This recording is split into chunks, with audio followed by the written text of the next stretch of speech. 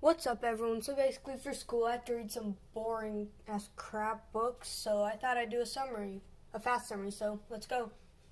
So Fahrenheit 451. Just read the title, read the author. I don't care. The backstory is basically it's like in the future, and firemen, instead of putting out fires like they do now, they burn down houses that have books in them. So like if your neighbor snitches on you that you have books, like they come and they burn the house down. And it's like a full propaganda machine. They say that they don't want people to read books because like it makes people sad, because like apparently if you read something good, like it can make you emotional. But the real reason is they just don't want like people to overthrow the government. So the main character is a fireman. His name's Guy Montag, and he's going to work, a firm worker, whatever. And he meets a girl who's apparently his neighbor, and her name's Clarice McClellan. And they start walking together. And Clarice is just a weird kid. I think she's 17 or something, and she got kicked out of school. And I think, or maybe she's homeschooled, and she starts talking like a freaking weirdo. Like she's like, "Oh, when was the last time you looked at the sky? Oh, the moon's so beautiful tonight."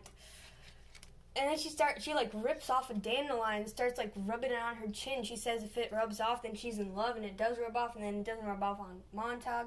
And he gets really mad because he has a wife, and she starts apologizing to him for like the next 5 minutes. She's like, "Oh, are you sure you forgive me? I don't think you forgive me. Can you say it one more time just so I'm certain? I hate it when people are mad at me. Are you very sure that you forgive me?" So she's kind of weird.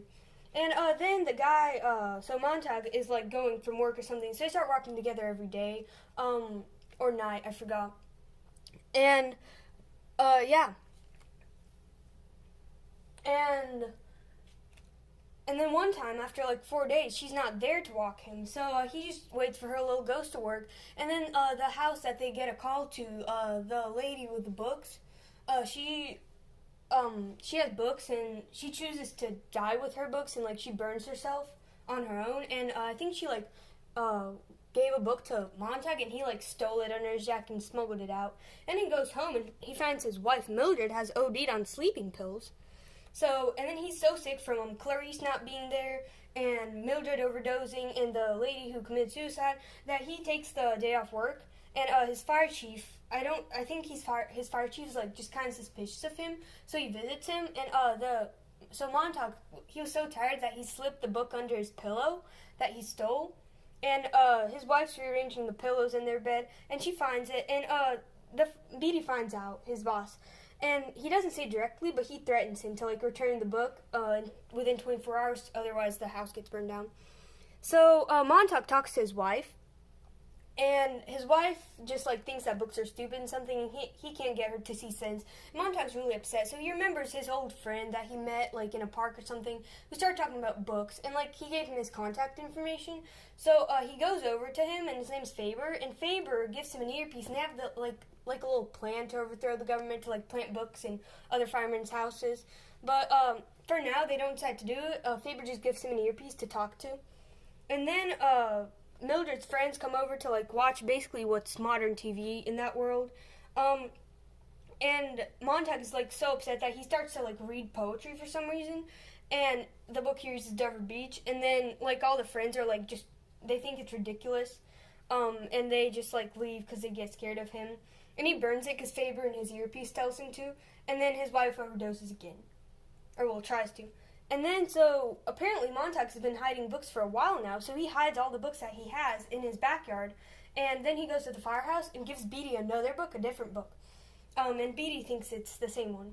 And then they get a dispatch system. And apparently Beatty didn't fall for it because they're going to burn his house down, you know? And so Beatty makes the guy burn his own house down, and he burns the house down, and then he burns Beatty and he kills him. And apparently there's a hound hunting him. So he burns the hound, and then he runs to Faber, and then Faber gets his smell out of everywhere, and then he runs away into a river, goes down the river, finds a campfire. He stays at the campfire for a little while, and the campfire is full of people like him. So and then apparently the city got bombed because there's a war, and like there's no civilization left. And then all the exiles, they have like the books memorized, and he memorized a book apparently, and they like have a way of unlocking photographic memory or something, I guess. And they go back to the city to rebuild it. And Faber got out on a bus, so he's not dead, but everyone else is dead. And I think the hound died too.